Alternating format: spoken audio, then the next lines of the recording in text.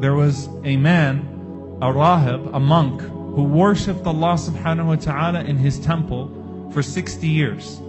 So a woman came in his presence and he started to develop an attachment to this woman, and he ended up committing zina with her, and he stayed in that state for 6 nights. What happened to this man as he came to that realization? Their eyes are wide and they're paying attention now, and they say, how did this happen?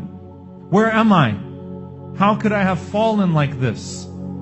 So this man was not caught. The woman was not pregnant. He could have disappeared, and let's pretend this never happened, and worried about the people that would find out. Instead, look at the sincerity of his tawbah. The man himself woke up. He ran away. He went to another masjid, which is a very smart move. You don't escape from Allah subhanahu wa ta'ala except to Allah subhanahu wa ta'ala. I need to start over and I need to beg Allah for forgiveness, but I need to get out of here. So he went from his own masjid, the one that he used to worship Allah in, to another masjid. So he went to that masjid and he took residence in that masjid for 3 days, and he did not eat anything for 3 entire days. It's not that he was starving himself. It's not that he was trying to commit suicide. It's that he was so immersed in his repentance that he was not even eating or drinking. He wasn't paying attention to his food and his drink, which is a testimony to the man's sincerity in this case. This man sitting in the masjid now for 3 nights, crying over what he committed for 6 nights, not even thinking about the 60 years that preceded those 6 nights. Because right now, those 6 nights obscured all of those years of worship to him, begging Allah for forgiveness. So some people noticed him in the masjid. They brought to him a loaf of bread, and they told him, Ya fulan, oh so-and-so, you haven't eaten, go ahead and eat your bread. He broke the bread into 2 pieces. He gave 1/2 of it to someone on his right, 1/2 of it to someone on his left, and the man continued to immerse himself in seeking forgiveness from Allah subhanahu wa ta'ala. At that very moment, Allah sent the angel of death in that moment to him and took his soul. So he died in the masjid in a state of repentance, the place where he started. Allah subhanahu wa ta'ala put his 60 years of worship on one side of a scale, and Allah put that 6 nights of adultery on the other side.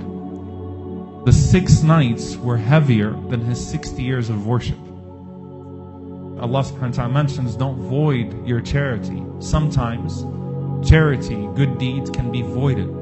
So those 6 nights voided his 60 years. Allah brought forth that piece of bread and then put the bread on one side of the scale. With his 6 nights of sin, the bread outweighed his 6 nights of adultery and entered him into Jannah. So the first lesson we take from this is that concept. How many people are affected by my sins? Are they between me and Allah subhanahu wa ta'ala and I'm actively working on them? Or are they affecting other people? And then you look at your good deeds, and the best good deeds are not just the ones that affect yourself, but that affect the people around you. So his sin only impacted himself, but his good deed was to others. The man recognized himself before he was caught by others. One of the greatest tragedies of sin is when you wait for someone else to stop you than stopping yourself. I got away with it once, I kept on doing it and doing it and doing it and doing it. When a person commits a sin, the most powerful motivating factor to quit that sin needs to be Allah subhanahu wa ta'ala and nothing else. And in the situation of this man, he did not wait to be caught, he caught himself. The third thing we learn from this The good deed that preceded his sin did not avail him of any good on the Day of Judgment. The good deed that comes after his sin did help him and make his case to Allah subhanahu wa ta'ala. So make sure you follow up your sin with a good deed. Now shaitan comes to you and he tells you one of two things. Either, what's the point of doing good deeds now? You should just despair for the rest of your life. You're a filthy, horrible human being. Or even worse, why don't you just keep sinning now? Or sin to cover up for your sin and keep digging yourself into this hole. You might as well, you're already deep in it.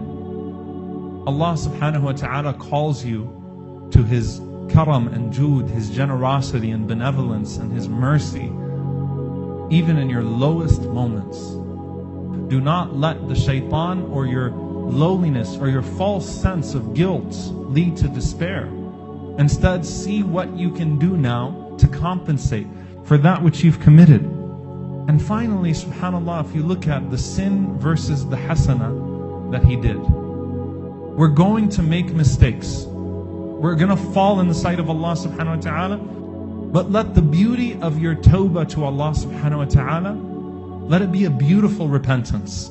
We also see that Allah subhanahu wa ta'ala, out of mercy to this person, Allah set him up in a situation where he could do some good. He didn't go out and look for sadaqah, but Allah pushed that charity towards him due to the goodness that Allah saw inside of him. And the Prophet ﷺ said, when Allah loves a person, He guides him right before his death and overlooks his entire life of disobedience. Some people of goodness, they have good, but they don't have hidayah yet. They don't have guidance yet. There's something missing. The essential ingredient is missing. And Allah Azza wa Jal implants it in those last moments of their life in order to do away with everything that preceded it.